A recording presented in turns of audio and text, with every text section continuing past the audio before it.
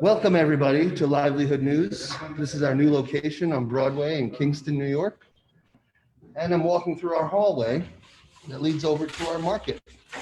Today we got 10 orders in our marketplace. And behind me, you can kind of see what we're working with in our market. We're working with all kinds of local products. For 7 years, the Hudson Valley Current has used our local currency to keep money local. And we've never curated products like this. The COVID crisis has forced us to really streamline how efficient we are. And we've curated all these products for current members so that you can now use your currents for hundreds of products.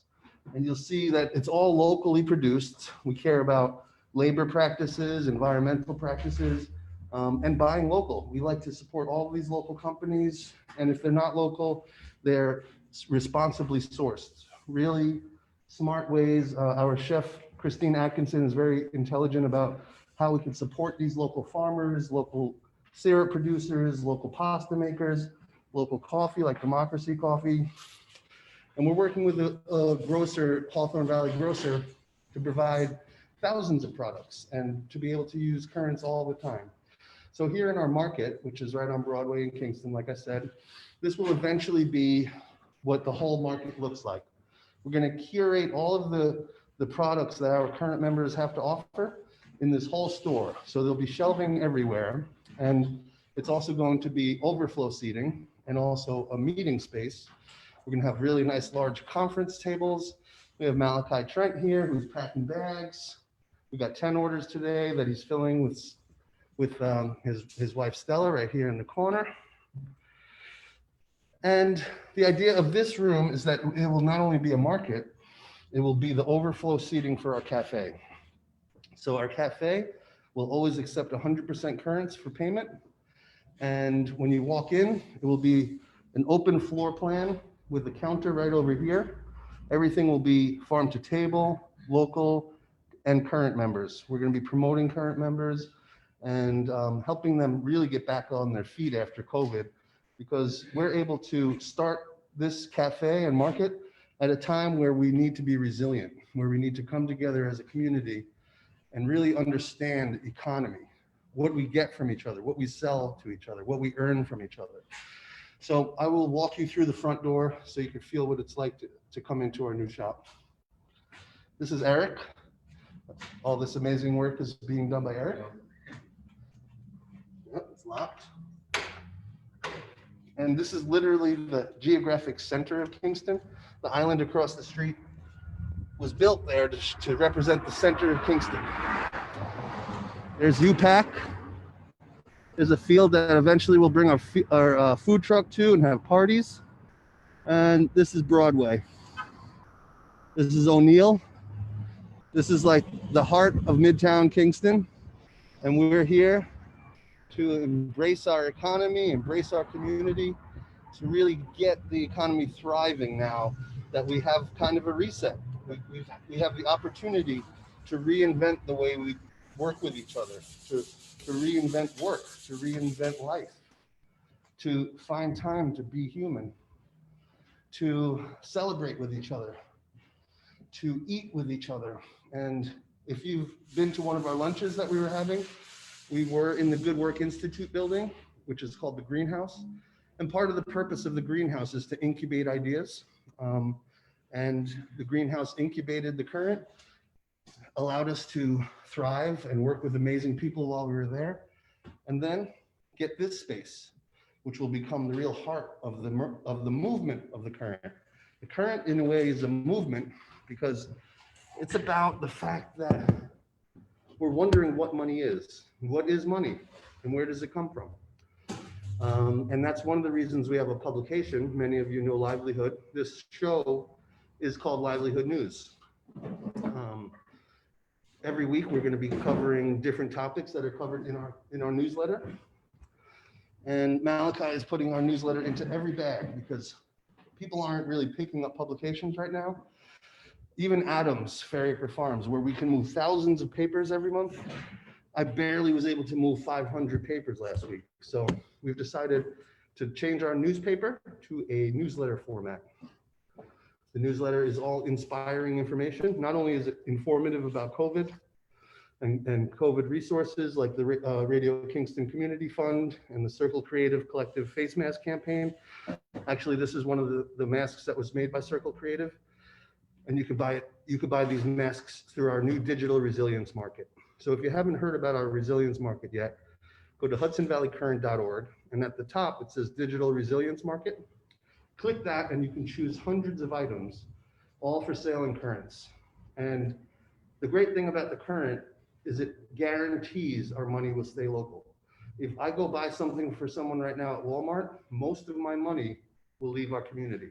It will go to sweatshops. It will go to towns that have no environmental regulations. It'll go to corporate CEO salaries that are exorbitant and unfair.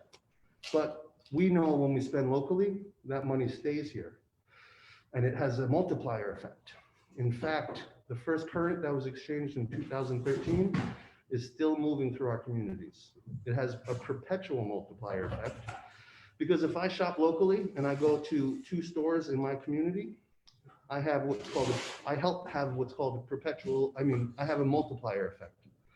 But because the Current can never leave our community, it has a perpetual multiplier effect.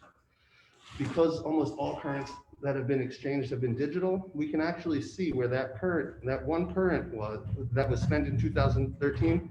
I can work with our economists to find that current. Now that we've introduced paper currency since October, we lose track of how the money moves through our community.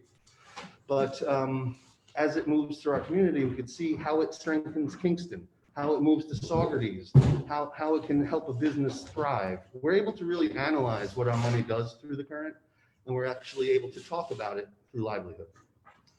Now, another campaign that many of you know about is called Satisfy Hunger.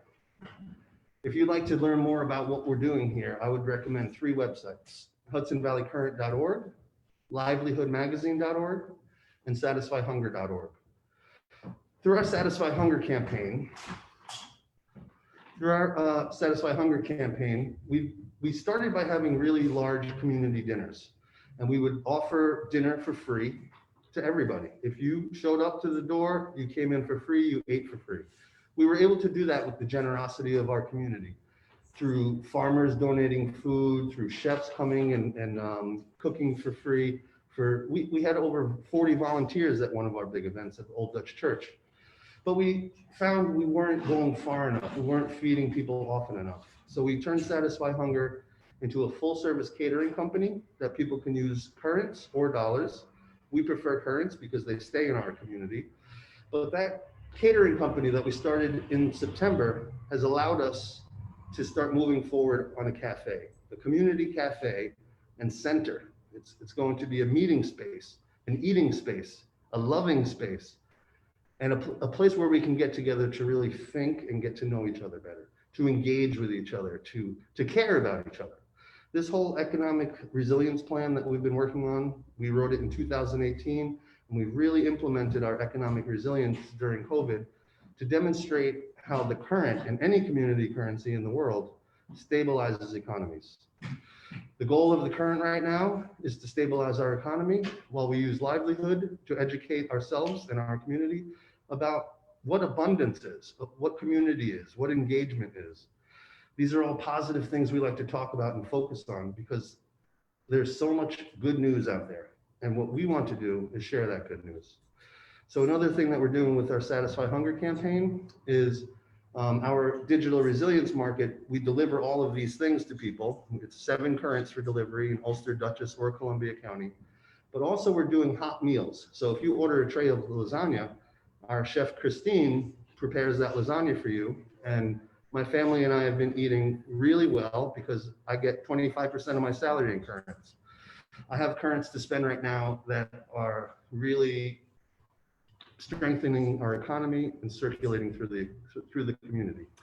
So as part of Ulster County's campaign to help people who need support right now, they started what's called Project Resilience. We signed up as a registered, licensed food facility that can provide meals for people in need.